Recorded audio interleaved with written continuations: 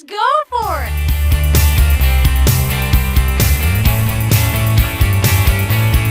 I like the dark stuff. Give me the dark stuff.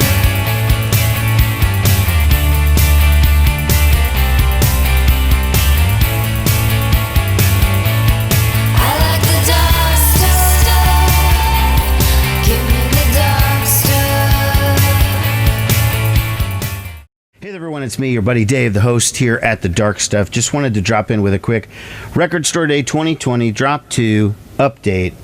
If you caught my last video where I talked about the last Record Store Day, I was pretty disappointed. In fact, I think I titled the video something like my super weak RSD 2020 haul. Well, this time was much improved. Not because there were so many more things that I wanted, but because there was something that I wanted so bad I actually went to two different stores. And that's this one, the Replacements, the complete Incarcerated Live, which is just, man, so great. So this was my only agenda for Record Store Day this year was to get a copy of this. And it's not the smallest amount pressing. It's 8,500 were made, but I just didn't know.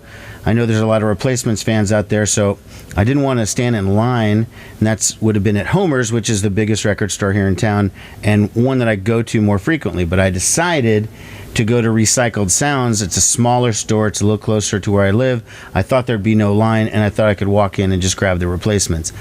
I was wrong on all counts. There was a line. I waited in it for like 20 minutes. I finally get inside. No Replacements. They're already sold out. So I drove down to Homer's, and I was super happy to see that there was no line there either. They were doing the 15 people at a time, then one in, one out, and that kind of thing. And I was like, that's going to be forever before I get in there. And so I was just going to be like, I guess I'm going to go to eBay or something. But fortunately for me, I get into Homer's. They had a whole stack of this Replacements, at least 10, I'm thinking at that point. So grabbed it. I was covered. Now let's talk about this record. This is just fucking amazing. By the way, I predicted this about 2 years ago that this was going to come out as a full-length album. I don't know if you agreed or disagreed. I'm just pointing out I was totally right. The packaging is awesome. It's 3 LPs. So you open it up this way. Hold on. Great liner notes again from Bob Mayer, who's like the official biographer of the band. He wrote the Trouble Boys book. This is really, I'm not a show-off person here, but okay, bam. Okay, there's the credits. There's more liner notes. It's 2 pages. It's 3 records. I'll pull this one out. They're in these awesome anti-static sleeves. I don't know what you can see and what you can't see here, but pretty expensive. And then you get the Replacements right there. So if you already have the last box set that they put out, the Dead Man's Pop, then you have this on CD because it was the 2-disc live album that came out with that box set, but it was only on CD. So this is the first time you can ever get this stuff on vinyl.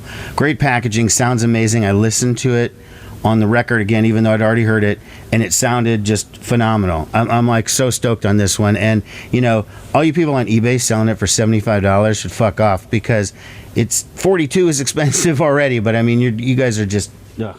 So for me, nothing else was vital on Record Store Day. I got what I wanted. That was fine. Now I could just kind of casually look around and see if there's anything else I was interested in. Somebody had said to me there was a Dinosaur Jr. thing coming out, and I didn't see it at either store, so I don't know. I saw that Nativity in Black Sabbath covers album, but I'm not going to spend, again, $40 for cover songs, especially when most of them are like shitty 90s metal bands like Korn and stuff, so I'm not going there. But I did get this, which is Sunvolt live at the Orange Peel, which is a concert from 2005. Sounds amazing. I played it. It's a really, really well recorded album. Here's the gatefold. Okay, and the vinyl itself is very cool. Got, again, nice sleeves filled with pictures and whatnot. I don't really know any of the guys in the band except for Jay Farrar. It's orange, clear orange. But, I've liked Jay Farrar as long as I've liked Uncle Tupelo and Wilco and that whole thing. When the two split, Farrar and Tweedy, I mean, I definitely went with Tweedy, even though I always liked Farrar. And So that's my preference, but I'm not going to stop, miss that good of a live record. So again, the Sunvolt live at the Orange Peel, really, really good recording. Okay, and then the last record store day oriented thing for 2020 I got was this, which is a split single between the bands The Good Life and The Pauses. Okay, and it's really amazing packaging, because I found out the people who put it out, Land Cold Portage is what it's called. I don't know. They're based in St. Paul, Minnesota. Is a design firm that does posters and stuff like that. So the packaging is fucking amazing. I'm just going to say this. It's bands doing covers of the Breeders. So you got The Good Life doing Divine Hammer. The Pauses doing Off You. The Good Life track is amazing. I gave it a quick listen because I'm already a fan of Tim Kasher and whatnot. But this was really, really cool. And I'm not sure. I've never seen anyone mention this as far as a record store day. But it does say Record Store Day 2020, so I don't know if it was everywhere or just Nebraska because of Tim Kasher's, sometimes being from here. I don't know. This was actually Record Store Day in 2017, this Profile Records collection of rap songs, and I wouldn't have bought it at full price because it was probably like $35 at one point. Then I see a sticker down here, down to $25.98.